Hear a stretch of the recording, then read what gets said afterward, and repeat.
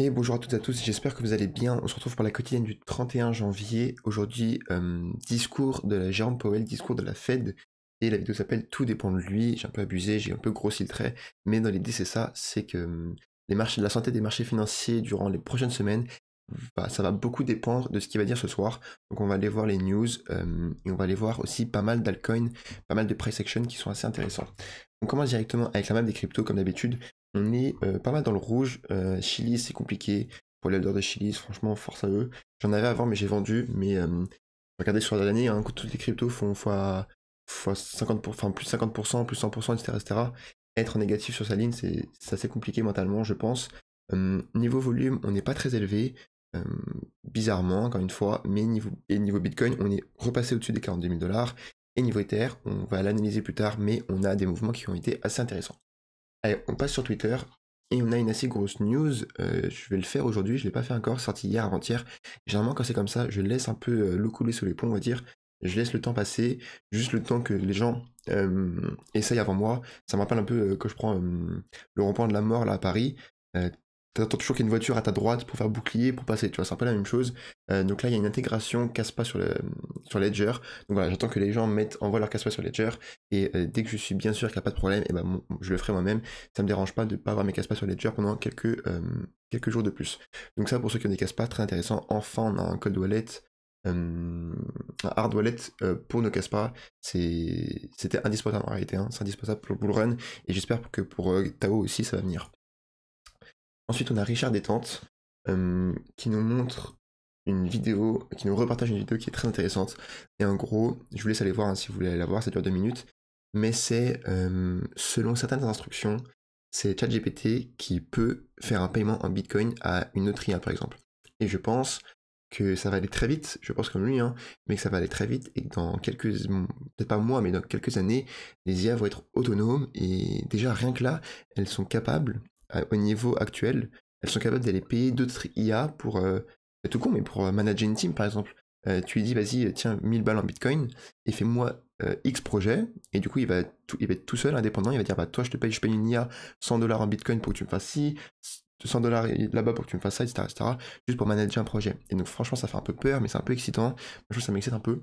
Et bah, c'est super intéressant, quoi. Et on est vraiment à l'aube d'une énorme révolution, et il faut vraiment se positionner en conséquence. Mais donc, vu que j'en parle tous les jours, bah, je ne vais pas non plus m'attarder trop sur ce genre de news. Ensuite, on a Algod, qui était un Maxi, enfin, qui est un Maxi Tao, et donc c'est un influenceur américain pour ceux qui ne connaissent pas. Et en gros, au début, il crachait un petit peu, mais il était pas pour Tao, il était un peu contre Tao. Et ensuite, il a embauché une équipe d'analystes pendant 1 ou 2 mois pour faire des recherches extrêmement poussées. Et ensuite, c'est devenu un Maxi Tao où il a quasiment all-in entre 1 et 2 millions de dollars, quand Tao valait 50 dollars. Et là, il dit une pensée qui est très intéressante, je trouve. Ils diront toujours, vous avez eu de la chance. Bah, ça, c'est pas lui qui dit, hein, mais tout le monde le dit. Mais ils diront toujours, vous avez eu de la chance. Mais quand tout le monde sortait en soirée ou jouait à des jeux vidéo, lui, c'était le seul assez bête pour mettre tout le temps qu'il avait dans la crypto.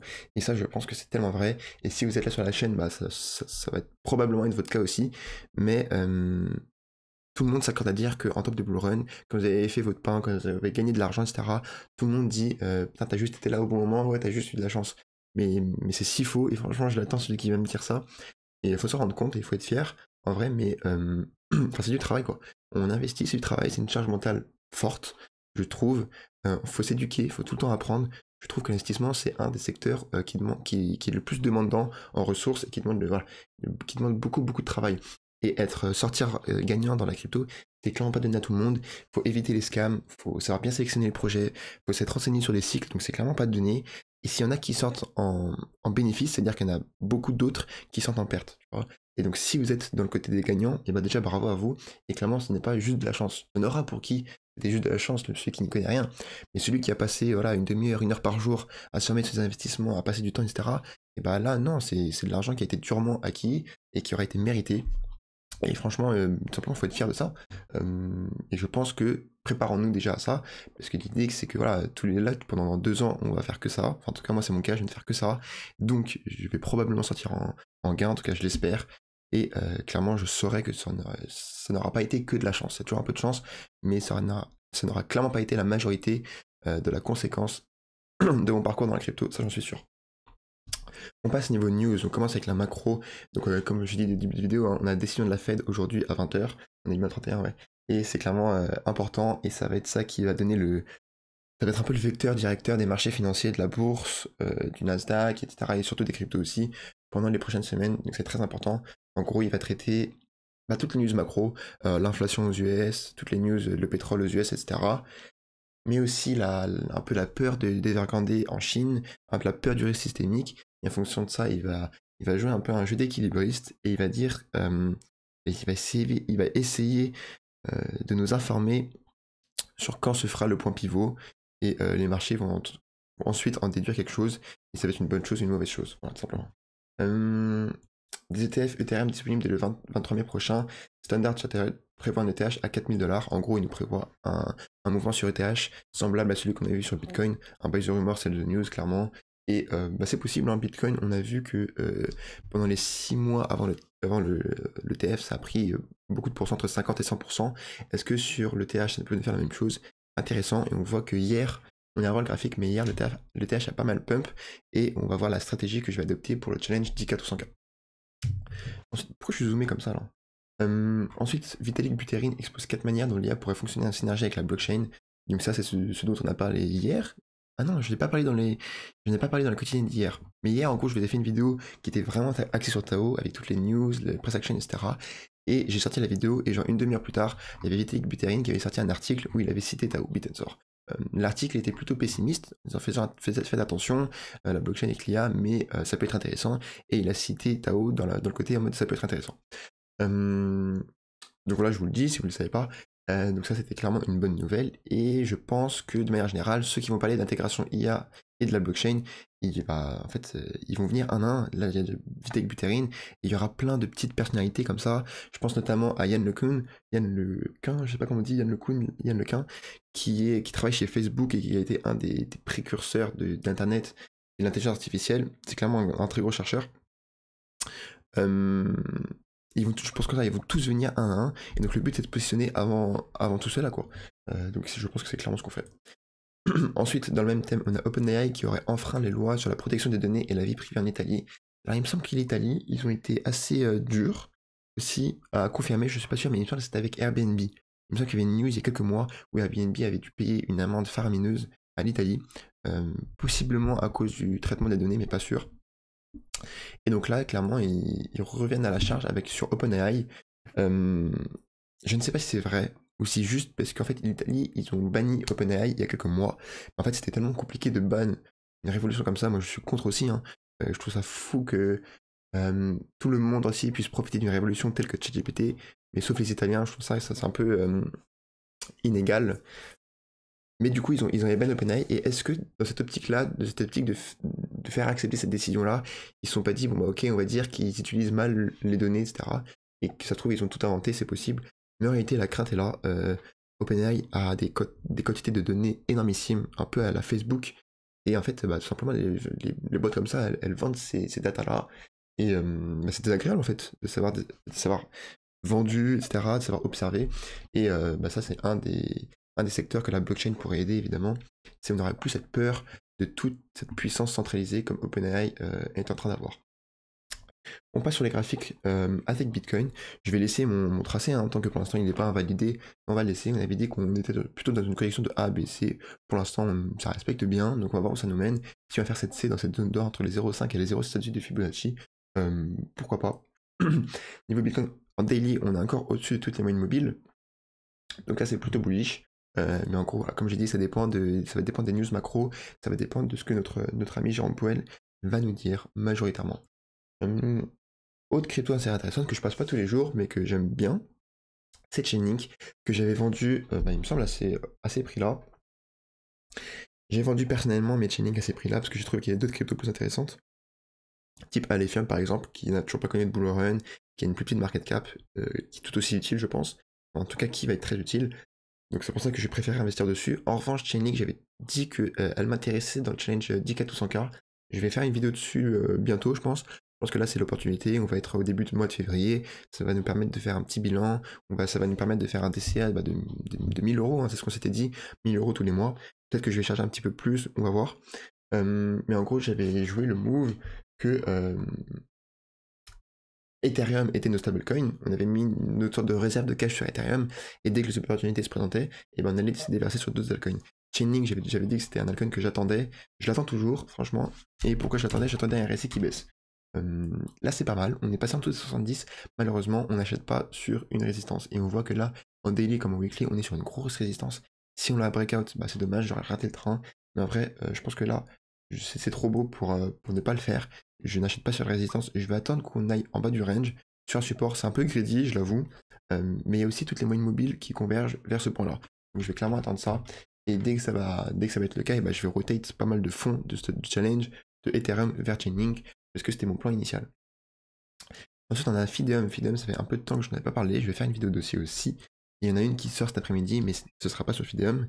Mais Fideum qui corrige pas mal, ça avait pas mal le vent en poupe en octobre, etc. Début d'année et fin d'année 2023. Là, ça corrige pas mal.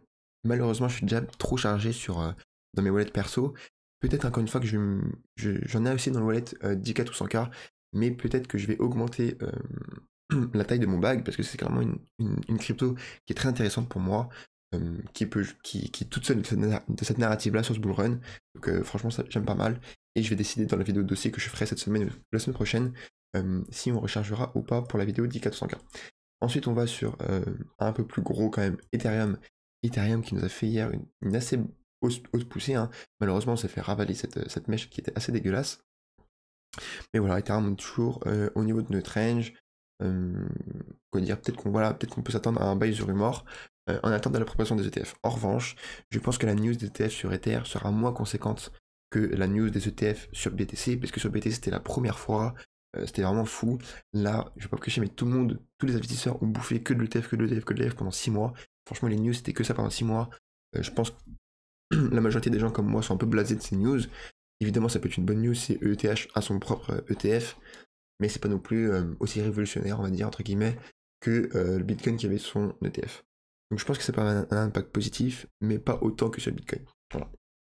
Et moyennement, plus le temps passe, moins je suis bullish sur ETH. Ouais, ça peut aller entre 5 et 10 000 dollars pendant le bull run, etc. Et je l'espère, mais je vais clairement pas mettre trop de mes œufs dans ce panier-là. Donc voilà, sur ETH, on est dans notre range, on attend de voir ce qui va se passer. Niveau Tao, on attend de voir une bougie rouge en réalité, parce que là, moi, je pense qu'on est dans une 1, 2 et 3, et la 3, généralement, c'est la plus grande des impulsions, et comme d'habitude, hein, moi, je pense que cette impulsion va nous amener entre les 700 et les 1000 dollars. 1000 dollars, ça va être compliqué à passer. Je pense que c'est un palier psychologique qui va être... Généralement, ça marche bien en crypto, hein, les genres de seuils psychologiques, parce que tout le monde dit, je vais vendre à 1000 dollars, donc tout le monde met des ordres de vente, et généralement, le prix a du mal à passer. Comme les 100K sur Bitcoin, ça va être assez compliqué de les passer, par exemple. Même si je suis assez confiant qu'on va réussir à les passer.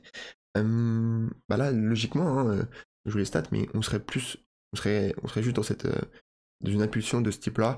On a des 5-6 bougies daily qui sont toutes dans le vert.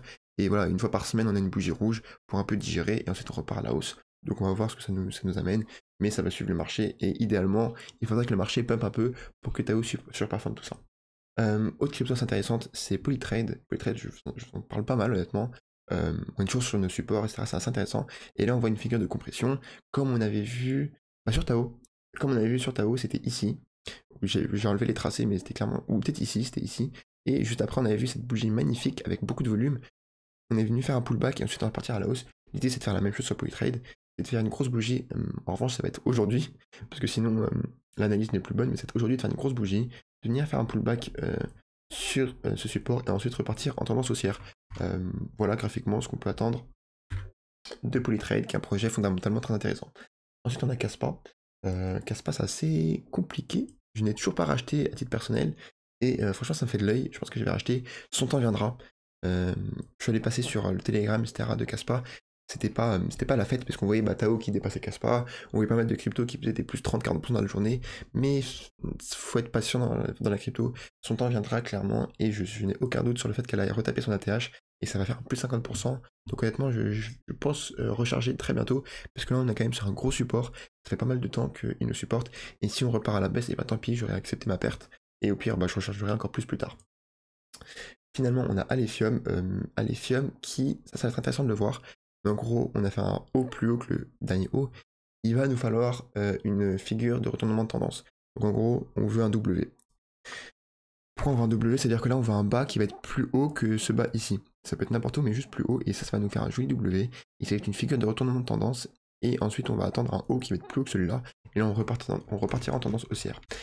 Ça, ce serait bullish. Ce qui serait très bearish, ce serait que là on fasse ça, et qu'ensuite on fasse un bas plus bas que le précédent, et bah là on est dans une tendance baissière, et bon, toujours pareil, il va falloir attendre une sorte de W, une épaule tête épaule inversée, des choses comme ça, voilà, des choses qui annoncent un tournement de tendance, pour revoir la lumière, on va dire, sur l'Ethereum. Dans les deux cas, je suis content. La taille de mon bag, en vrai, elle est assez conséquente sur l'Ethereum. Si ça chute, et ben, je sais que je chargerai sur l'Ethereum. Donc, dans les deux cas, ça me va. Et ensuite, je passais. Donc, je suis passé voir Chainlink, etc., XRP, BNB. Donc, c'est des cryptos que moi, je n'ai pas en portefeuille, que je n'ai pas dans mon cœur. Et je voulais vous le passer, parce que c'est une crypto qui est quand même très connue. Et franchement, c'est pas contre les holders d'XRP. Moi, je suis bien content de ne pas hold du XRP. Et c'est là où je me dis qu'en vrai, ma décision d'acheter des cryptos qui n'ont toujours pas connu de cycle, des cryptos qui sont nouvelles, voilà, qui portent, qui sont sur des nouvelles narratives, je pense que c'est tellement mieux. Franchement, là, je trouve ça dur de hold du XRP. Il y a très peu de price action, il se passe pas grand chose, alors qu'en vrai, bah, ils ont gagné contre la SEC, et on sait plus trop ce qui les arrête. Mais malheureusement, on a toute la XRP Army qui doivent attendre des mouvements, donc j'espère pour eux que ça va venir. Mais là, malheureusement, on n'a rien fait, quoi. Quand toutes les cryptos ont fait plus 100, 200, 300%, et XRP est revenu au niveau de l'été, au niveau du début de l'année. Franchement, c'est assez compliqué, je pense, de voir un bag qui n'évolue pas, alors que bah, pas mal d'autres cryptos évoluent. Donc niveau XRP, j'espère que là, on est quand même on va bientôt toucher une zone de gros support. On est sur la zone psychologique des 0,5. Donc psychologiquement, c'est un gros support. J'espère qu'on va repasser à la hausse et breaker ce top local qu'on a fait suite à la news de la victoire contre la SEC. Je m'en souviens, c'était une journée de dingue, hein. On a fait plus 100%, il me semble, en une journée, c'était une journée de dingue. Et mon pote avait un trade sur XRP, il peut pas à ce moment-là.